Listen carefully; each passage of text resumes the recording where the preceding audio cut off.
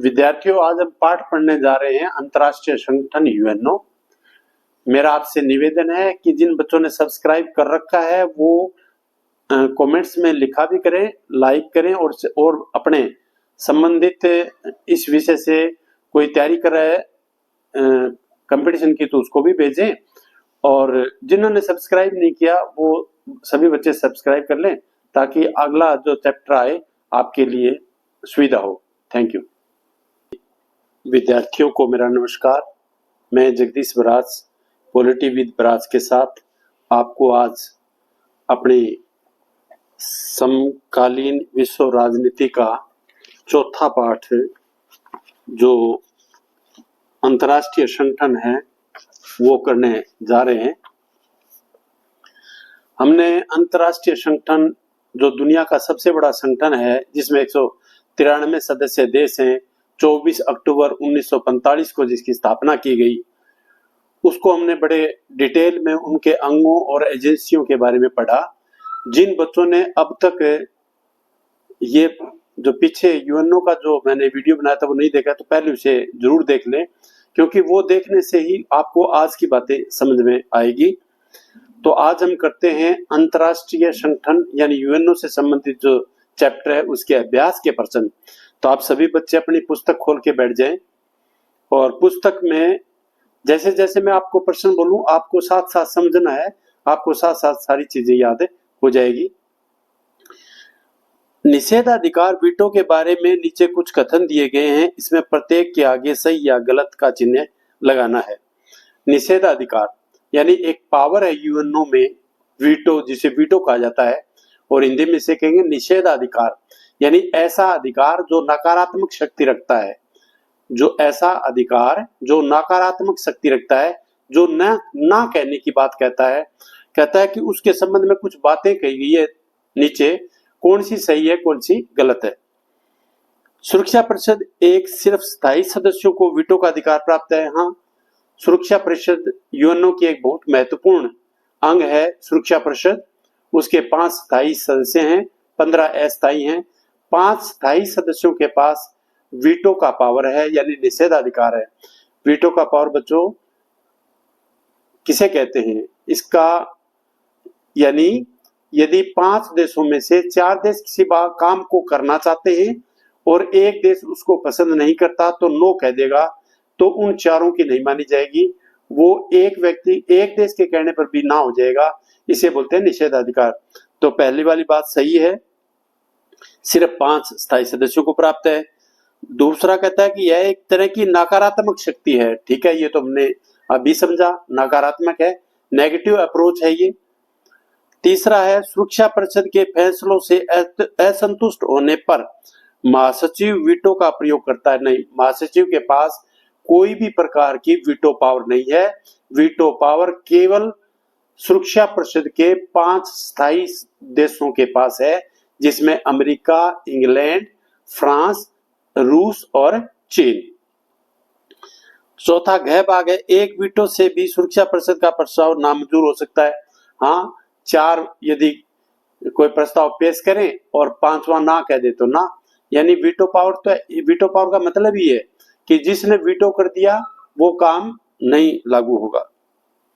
दूसरा है संयुक्त राष्ट्र संघ के कामकाज के बारे में नीचे कुछ कथन दिए गए हैं, यानी हमने संयुक्त राष्ट्र संघ पढ़ा, ये कहता है कि नीचे संयुक्त राष्ट्र के बारे में कुछ बातें बताई गई हैं, इनमें से प्रत्येक के सामने सही गलत यही लगाना है भी वो संयुक्त राष्ट्र पर लागू होती है या नहीं होती।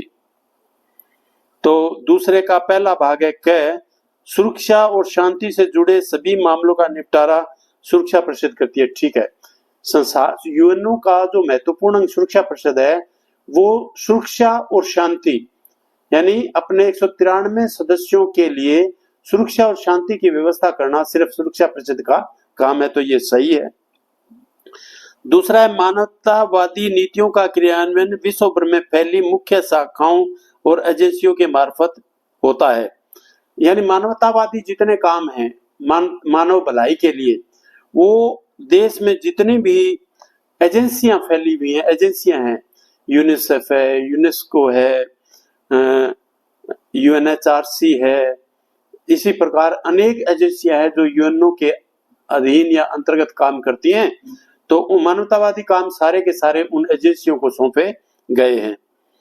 तीसरा है सुरक्षा, किसी मसले पर 500 स्थायी सदस्य देशों का सहमत होना उसके बारे में लिए गए फैसले के क्रियान्वयन के लिए जरूरी है। हाँ, सुरक्षा परिषद में वही ऊपर वाली बात है, सुरक्षा के किसी मामले 500 स्थायी सदस्यों की सहमति होना जरूरी है, यह भी सही है। आगे है संयुक्त राष्ट्र संघ के महासभा के सभी सदस्य संयुक्त राष्ट्र संघ के बाकी प्रमुख अंगों और विशेष एजेंसियों के स्वतः सदस्य हो जाते हैं, ऐसा नहीं है बच्चों। ये है कि यूएनओ के सदस्य हैं 193। 193 में से ही सदस्यों को चुन चुनकर सुरक्षा परिषद में, आर्थिक और सामाजिक परिषद में और महासचिव और उसी देशों में से होगा, और अंतर्राष्ट्रीय न्यायालय भी जो न्यायाधीश चुने जाएंगे वो भी वहीं से होंगे। लेकिन ये सदस्य उनमें से लिए तो जाते हैं 193 में से, लेकिन सारे के सारे सदस्य स्वतः अपने आप ही इन एजेंसियों और इन अंगों के सदस्य नहीं बनते, तो ये गलत है। तीसरा प्रश्न है निम्नलिखित में से कौन सा तथ्य सुरक्षा परिषद में भारत की स्थायी सदस्य के प्रस्ताव को ज्यादा वजनदार बनाता है?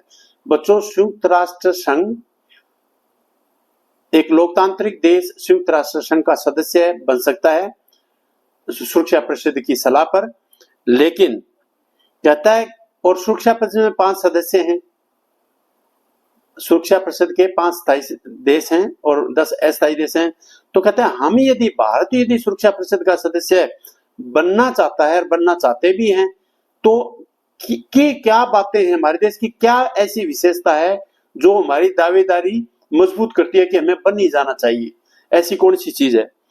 तो वो एक तो कहता है परमाणु क्षमता, हाँ परमाणु संपन्न देश हैं हम। भारत संयुक्त राष्ट्र संघ के जन्म से ही उसका सदस्य है, बिल्कुल सही बात है।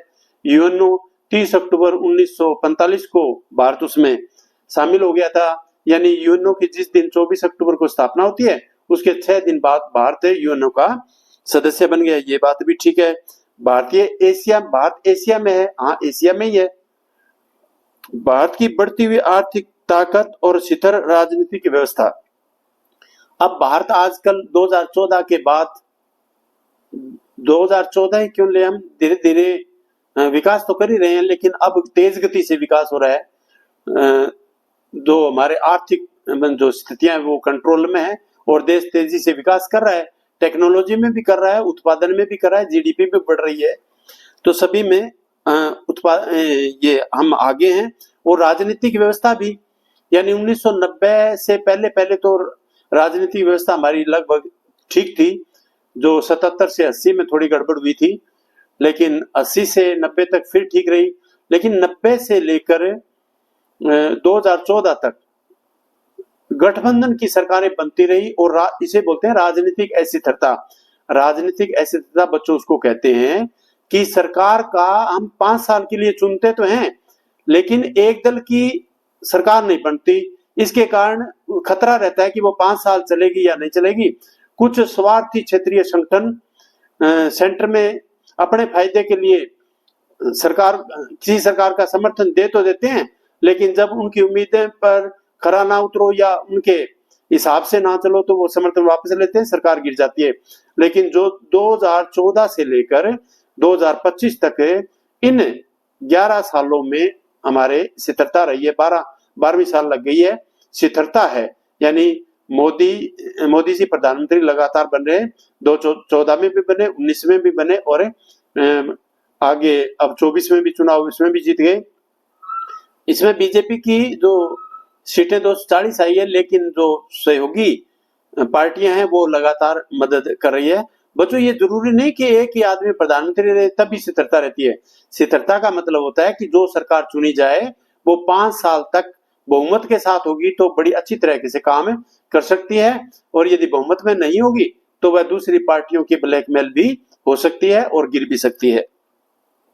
तो इसमें पूछा गया था कि सुरक्षा परिषद में भारत की स्थायी जो सदस्यता है सुरक्षा परिषद में उसकी कौन सी बात हमें ज्यादा मजबूत अपना दावा रखने के लिए मानी जाएगी। तो परमाणु क्षमता तो हम काफी दिन से हैं और जन्म से सदस्य भी हैं और एशिया में भी है। ये तो हाँ, ये कोई ऐसा नहीं है कि ये बिल्कुल नहीं है, ये भी हो सकते हैं, लेकिन सबसे बड़ा जो कारण है वो आर्थिक विकास और राजनीतिक स्थिरता जो अब है हमारे देश में, वो हमारे दावे को मजबूत करती है। आगे परमाणु प्रौद्योगिकी के शांतिपूर्ण उपयोग और सुरक्षा से संबंध संयुक्त राष्ट्र संघ की एजेंसी का नाम बताना है।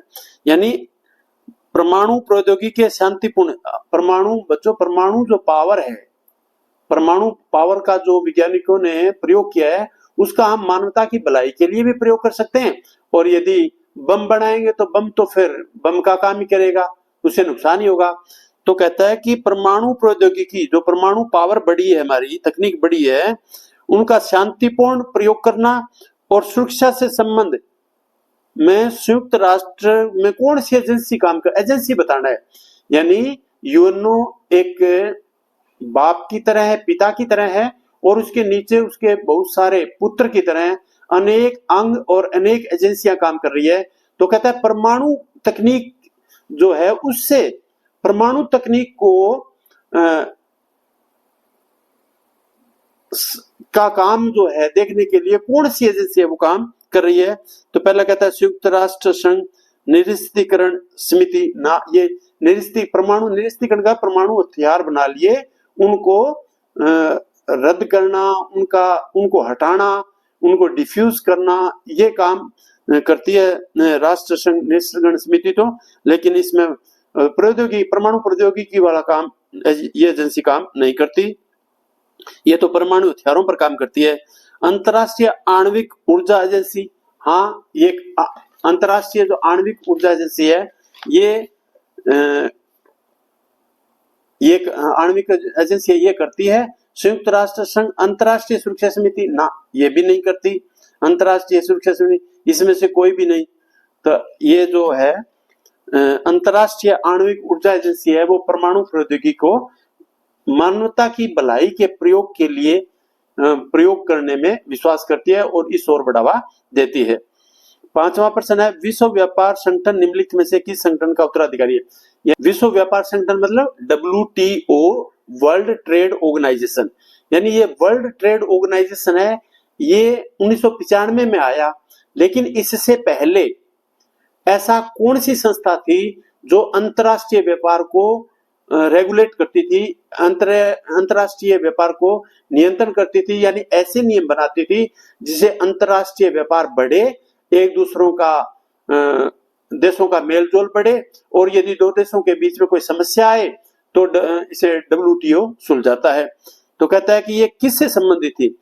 तो नंबर 1 है general agreement on trade and tariff.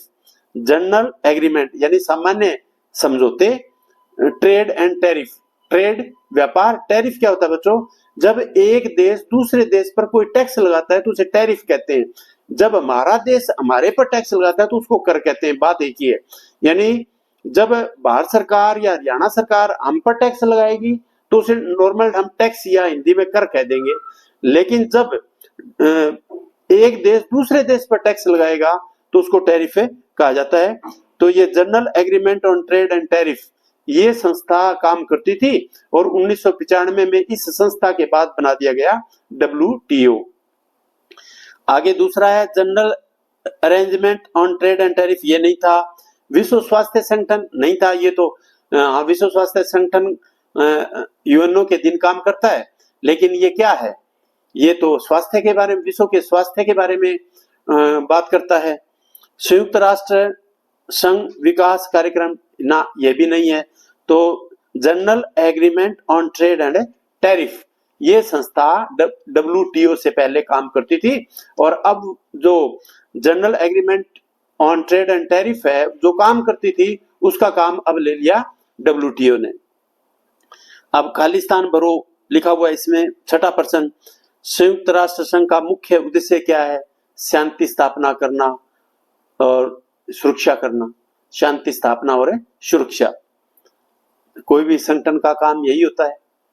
बाकी अशांति फैलाना तो संगठन की जरूरत ही नहीं होती।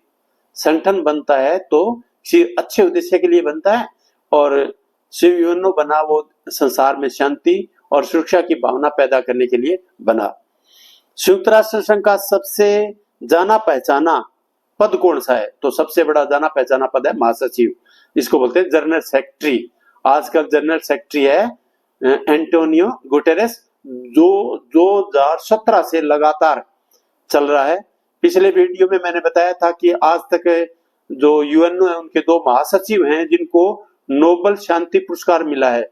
बच्चों, वो आपने अपनी कॉपी में लिखना है कि शांति का नोबेल पुरस्कार आज तक ऐसे कौन 2 महासचिव हुए हैं जिनको ये नोबेल शांति का पुरस्कार मिला है। तीसरा ग भाग है, संयुक्त राष्ट्र संघ की सुरक्षा परिषद में 5 स्थायी सदस्य और अस्थायी सदस्य 10। ये तो बार बार बताया गया है, यानी 5 स्थायी हैं जो यूएनओ के स्थापना दिवस से ही हैं और हमेशा रहेंगे, और जब तक इसमें कोई संशोधन नहीं किया जाता यूएनओ के चार्टर में, यानी यूएनओ के संविधान में। और 10 अस्थायी हैं जो हर 2 साल बाद के बदल दिए जाते हैं। और तीसरा, पहले खाली जगह ही दे रखी है, फिर कहता है संयुक्त राष्ट्र संघ के वर्तमान महासचिव कौन है? ये तो बता ही दिया, एंटोनियो गुटेरेस है। मानवाधिकारों की रक्षा के में सक्रिय 2 स्वयंसेवी संगठन, यानी मानवाधिकारों की रक्षा में बच्चों ऊपर बताया गया था मानवतावादी काम कौन करता है। तो मानवतावादी काम कौन करते हैं? यूएनओ के अधीन एजेंसियां करती है। मानवतावादी सारे काम एजेंसियों को सौंपे गए, और वो जो एजेंसियां हैं जो मानवाधिकारों की रक्षा के सक्रिय कहता है कि जो आजकल अब भी कर रहे हैं, लगातार काम कर रहे हैं और अपनी सक्रियता दिखा रहे हैं, वो 2 आप हमें स्वयं से संगठन बताने हैं। तो एक तो एमनेस्टी इंटरनेशनल संगठन है, एमनेस्टी इंटरनेशनल संगठन, और दूसरा है ह्यूमन राइट्स वॉच। ह्यूमन माने मनुष्य, राइट्स माने अधिकार, वॉच माने देखभाल करना, यानी मानवों के अधिकारों की देखभाल करना। यानी इस दोनों संस्थाओं का काम है कि संसार के देशों में कहीं मानवों के अधिकारों का उल्लंघन तो नहीं हो रहा। यदि उल्लंघन होता है तो वो रिपोर्ट है वो यूएनओ में जाती है, और यूएनओ से रिपोर्ट है वो वर्ल्ड बैंक में जाती है, आईएमएफ में जाती है, और यदि किसी देश की खराब रिपोर्ट जाती है तो उसको लोन नहीं मिलता। यानी अंतरराष्ट्रीय स्तर वर्ल्ड बैंक है, आईएमएफ है, लोन नहीं देता।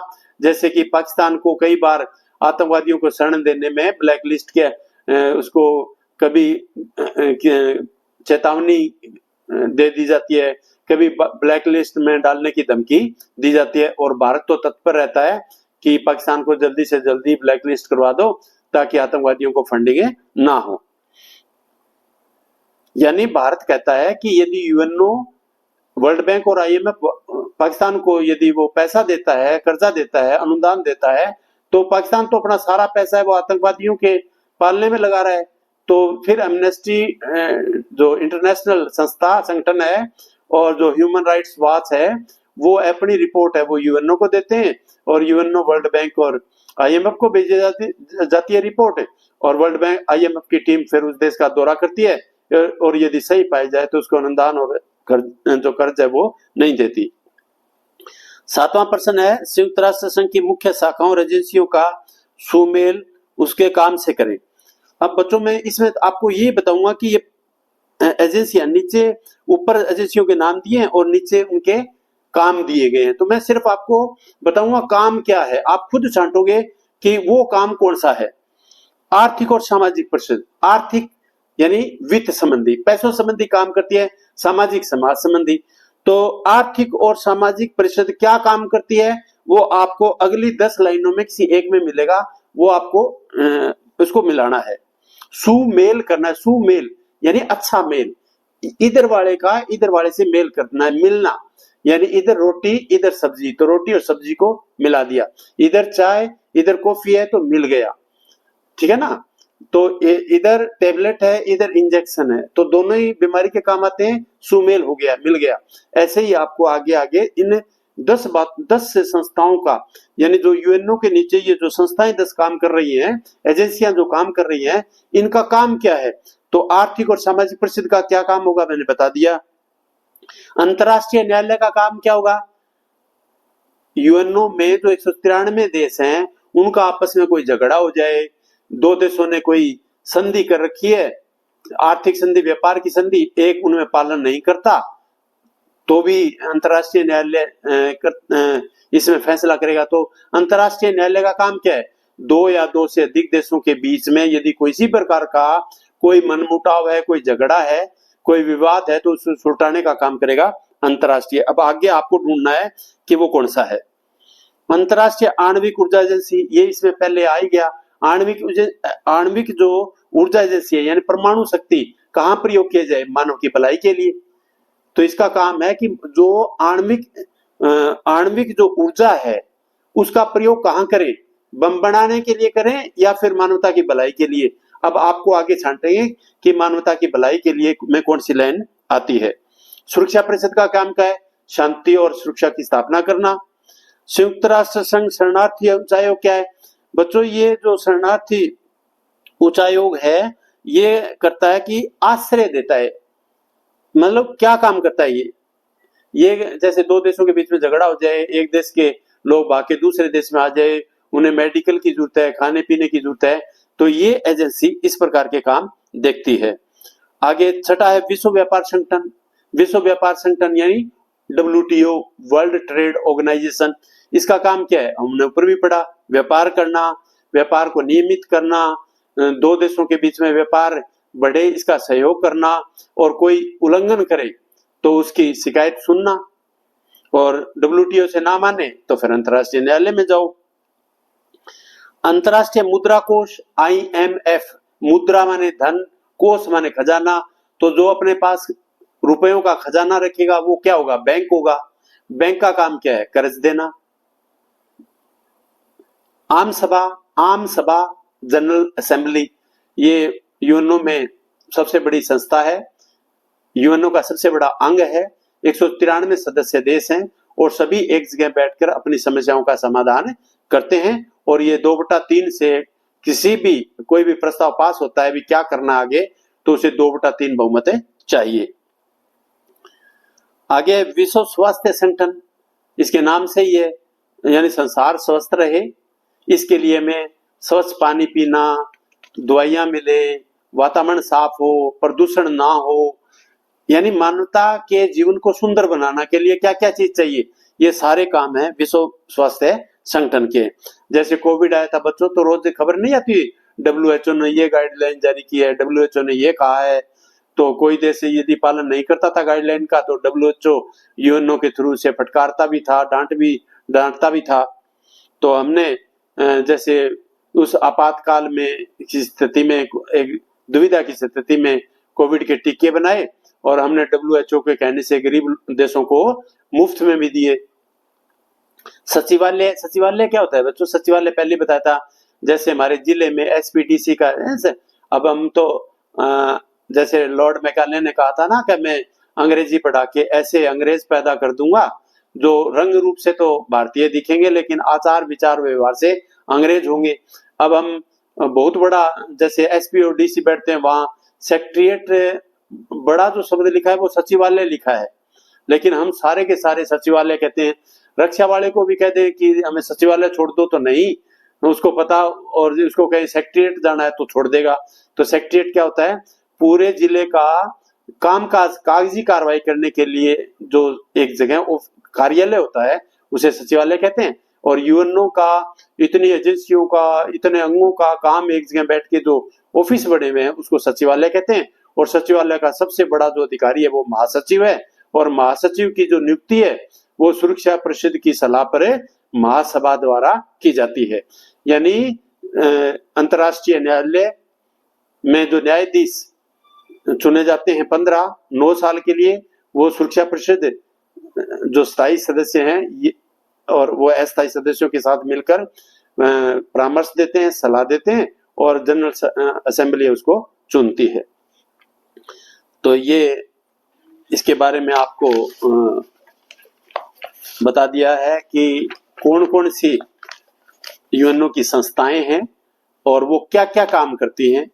तो आप इन संस्थाओं के नाम आपको याद रखने हैं, और नाम याद रखना मतलब रटना नहीं है, उसके नाम से सीखो भी ये संस्था बनी है तो इसका काम क्या हो सकता है, ये आप ऐसे याद करने, ऐसा नहीं रट लोगे फिर वो गड़बड़ हो जाएगा, सीखना काम है। तो आगे सुरक्षा परिषद के कार्य क्या हैं। अब सुरक्षा परिषद का क्या काम है।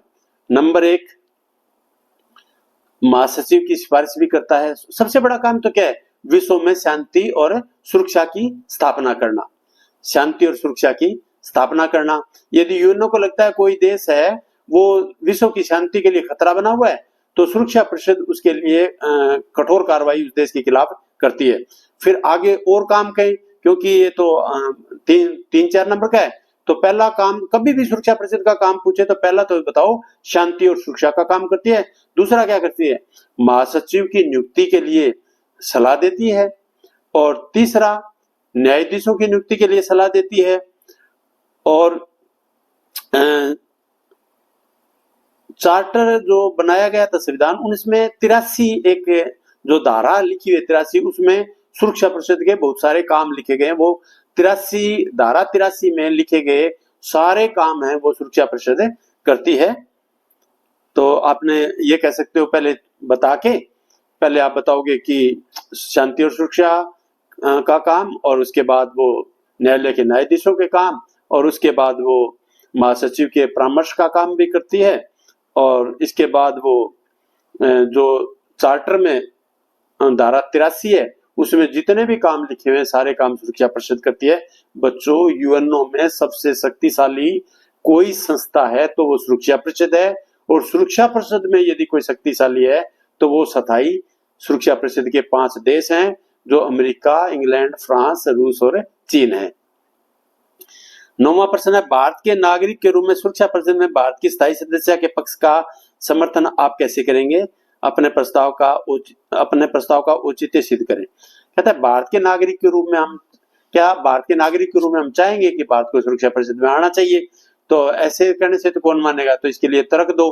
तर्क क्या दें, बहुत बड़ा देश है, बहुत बड़ी जनसंख्या है, और बहुत हमारा आर्थिक विकास भी तेजी से हो रहा है, आजकल राजनीतिक स्थिरता भी है, और एशिया में जो दक्षिण एशिया का सबसे बड़ा देश है, और बहुत बड़ी जनसंख्या है।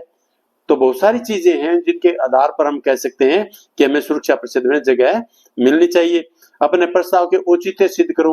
भी जो आपने बात कही है भी सदस्य होना चाहिए, भारत को स्थायी सदस्य बनाना चाहिए, तो इसके लिए क्या है, इसके लिए कारण क्या है, ये सारे कारण आपको बताने हैं। जैसे हमारा प्रधानमंत्री पिछले 2014 के बाद से ही जिस देश में जाता है तो उस देश से समझौते होते हैं, तो उस देश की तरफ से ये भी कहा जाता है कि स्थायी सदस्य के रूप में हमें भारत की मान्यता के लिए, जैसे इंग्लैंड ने भी कहा था भारत की स्थायी सदस्य के लिए हम राजी हैं, फ्रांस ने भी कहा था, रूस तो कहता ही है, तो चीन हमारे से सहमत नहीं होता, और अमेरिका हमेशा गोलमाल करता है। तो और क्योंकि जब भारत को स्थायी सदस्य बनाना है, 4 देश कहते हैं बनाना चाहिए और चीन ना कहते, तो वो ना बच्चों वो है जो वीटो का अधिकार है, निषेधाधिकार, यानी ये है वीटो का अधिकार। यानी 4 देश के कहने पर जब तक चीन नहीं कह देगा भारत स्थायी सदस्य नहीं बन सकता, उसको बोलते हैं वीटो पावर, निषेधाधिकार। निषेधाधिकार मतलब नेगेटिव अप्रोच वाला राइट्स। आगे है 10वां प्रश्न, संयुक्त राष्ट्र संघ के ढांचे को बदलने के लिए सुझाए गए उपायों के क्रियान्वयन में आ रही कठिनाइयों का आलोचनात्मक मूल्यांकन करें।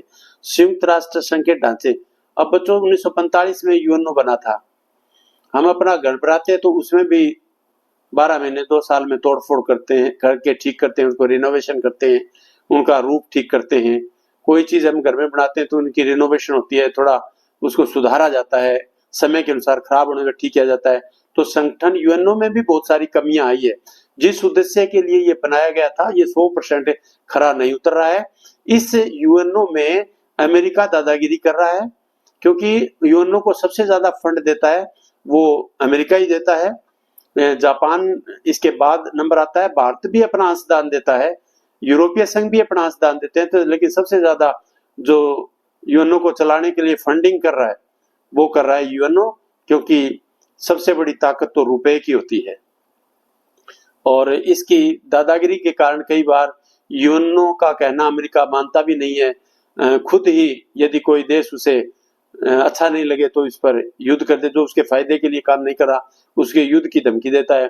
इराक पर उन्होंने बिना मतलब का हमला किया, अभी ईरान पर इजराइल ने हमला किया, और एक दिन अमेरिका ने भी वहां जाकर उनके परमाणु ठिकानों को जो बनाने की कोशिश कर रहे थे उनको तोड़ दिया भी। इसे और कहा गया कि हमने इसलिए किया है कि हमें शांति संसार में शांति स्थापना करनी है, लेकिन उद्देश्य पीछे और होता है। अब वो थोड़े दिन पहले नाटो के जरिए भारत को भी धमकी दे रहा था, लेकिन अब भारत ऐसी स्थिति में है कि हम उनके साथ बराबर की, अभी बराबरी पर तो आए तो नहीं है, लेकिन आंख दिखा के बात कर सकते हैं, यानी उनकी गुलामी करना अब भारत ने भी धीरे धीरे छोड़ दिया है या छोड़ रहा है। आगे है, हालांकि संयुक्त राष्ट्र संघ युद्ध और इसे उत्पन्न विवाद को रोकने में नाकामयाब रहा है। यानी संसार में जो युद्ध ईरान इराक का, इजराइल फिलीपींस का, रूस यूक्रेन का, उत्तरी कोरिया दक्षिण कोरिया का, वियतनाम उत्तरी वियतनाम और दक्षिणी वियतनाम का, कांगो का, थाईलैंड, और इनका जो जितने भी युद्ध चले उनमें यूएनओ कभी कामयाब नहीं हुआ। ये सही बात है। यानी यूएनओ का काम क्या था? विश्व में शांति स्थापना करना, और उसमें वो कामयाब नहीं हो रहा। तो आगे कहता है, लेकिन विभिन्न देश अभी भी इसे बनाए रखना चाहते हैं। संयुक्त राष्ट्र अपरिहार्य संगठन बनाने में क्या कारण है? कहता है, जब ये सारे में असफल ही हो रहा है तो फिर लोग, संसार के देशों के लोग हैं या जो देश हैं, वो इसे बनाए रखना क्यों चाहते हैं? बच्चों ठीक है, ये उसी प्रकार समझो आप, जैसे हमारे घर में बूढ़े दादाजी हैं, कोई काम नहीं करते, दवाई का खर्चा भी लगता है, उनका रख रखाव भी, देखभाल भी हम करते हैं, लेकिन क्या यदि ऐसी स्थिति है तो क्या हम दादा को घर से निकाल दें? क्योंकि दादा की भूमिका फिर भी महत्वपूर्ण होती है। जैसे माँ बाप काम करने के लिए चले गए तो घर में रखवाली के लिए, ये बेटा पोता पोती पीछे रह गए उसके संभालने के लिए, पोता पोती पढ़ के आएंगे तो घर दादा बैठा है, घर खुला है।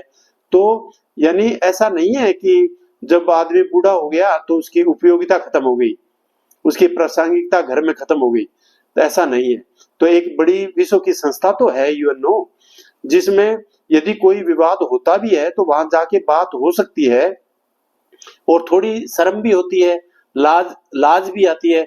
कोई देश गलत करेगा तो उसे, यदि यूएनओ के इतने देश मिलके कहेंगे कि उस देश ने गलत किया है, अब दादागिरी अमेरिका कर रहा है, लेकिन यूएनओ का तो उसे फिर भी डर है।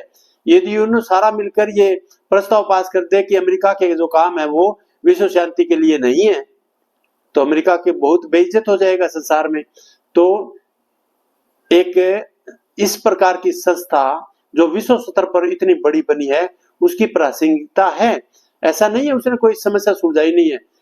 45 सालों जो 1945 के बाद आज तक है, बहुत सारी समस्याएं भी संभाली है, और जो नीचे जैसे यूएनओ काम कर रही है वो भली प्रकार से मानवता की भलाई के लिए, स्वास्थ्य के लिए, वर्ल्ड ट्रेड ऑर्गेनाइजेशन यानी व्यापार संगठन है, वो व्यापार के लिए बहुत सारे काम किए हैं। तो प्रासंगिकता तो है, तो यूएनओ को बनाए रखना जरूरी है। लेकिन जरूरी बच्चों क्या है, हमें हमेशा बताना है कि जरूरी ये है कि जो कमी आ गई है, यदि ये यूएनओ आज तक जितना चाहते थे उतना मजबूत नहीं हुआ है, तो उसको करने के लिए हमें क्या करना चाहिए, ये सुझाव हमें देने चाहिए। तो आप खुद भी एक प्रश्न बना सकते हो कि यूएनओ को मजबूत बनाने के लिए क्या करना चाहिए। तो पहली बात तो ये है कि जो स्थायी देश 5 हैं, जो दादे बड़े बैठे हैं, इनमें स्थायी देश और लेने चाहिए जो आजकल मजबूत है, इनकी दादागिरी नहीं चलनी चाहिए। एक वीटो पावर के बारे में भी विवाद रहता है भी, जब वीटो पावर एक देश चीन कह दे, अमेरिका कह दे, रूस कह दे, इंग्लैंड कह दे, फ्रांस कह दे, यदि वो कह दे नहीं करना तो नहीं करना, फिर यूएनओ क्या करेगा? यानी एक देश के कहने से यूएनओ कोई भी काम नहीं कर सकता। तो ये भी एक प्रकार का उनको बंधक बना रखा है यूएनओ को। तो ये जो वीटो की पावर है ये भी खत्म होनी चाहिए, और सारे काम लोकतांत्रिक ढंग से यानी बहुमत से होने चाहिए। आगे है 12वां प्रश्न, संयुक्त राष्ट्र संघ में सुधार का अर्थ है सुरक्षा परिषद के ढांचे में बदलाव है, इस कथन पर चर्चा करो। तो ये तो आपने बताना कि सुरक्षा परिषद में सुधार का तो हमने ऊपर जिक्र कर ही लिया।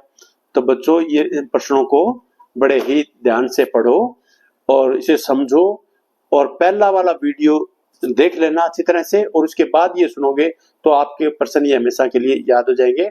और जो भी बच्चा इसको पॉलिटी विद ब्राज को यूट्यूब चैनल को देख रहा है वो सब्सक्राइब करें और ये कमेंट सेक्शन में जाकर आप लिखा करो, कुछ लिखो, समझ में आया नहीं आया।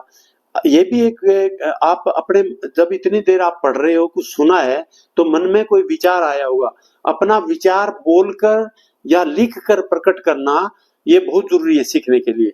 तो आप अपने कमेंट्स में अपने विचार अवश्य लिखा करो। विचार 4 या 5 ही आते हैं और वीडियो देखते हैं कभी 200 कभी 250, ऐसा वीडियो भी है जिसमें 1000 लोगों ने देखा है, लेकिन कमेंट्स हैं वो हजारवाड़ों में सिर्फ 20-25 ही आए। तो आप सभी बच्चों से मेरा निवेदन है और अध्यापक साथी जो ये देख रहे हैं उनसे भी मेरा निवेदन है कि मेरी कमी जो रह गई है वो मुझे बताने का कमेंट सेक्शन में जाके लिखें, ताकि मुझे पता लगे और मैं उसमें सुधार करूं और सुधार करके बच्चों के लिए और ज्यादा बढ़िया मटेरियल दे सकूं, ताकि वो 12वीं परीक्षा को पास करवाना मेरा उद्देश्य बिल्कुल नहीं है। मेरा उद्देश्य है बच्चों को इतना मजबूत बना दो कि बीए होते होते वो जब किसी कंपटीशन में बैठे तो उसे कोचिंग सेंटर के चक्कर ना काटने पड़े, वो इतना मजबूत हो कि 3-4 महीने घर पढ़ के दोबारा बैठे तो वो सीधा कंपटीशन के परीक्षा में जाए, परीक्षा पास करे। तो ये मेरी आपसे निवेदन है, आप सब्सक्राइब कीजिए, लाइक कीजिए, शेयर कीजिए और मुझे सुझाव दीजिए। बहुत बहुत धन्यवाद। Thank you very much.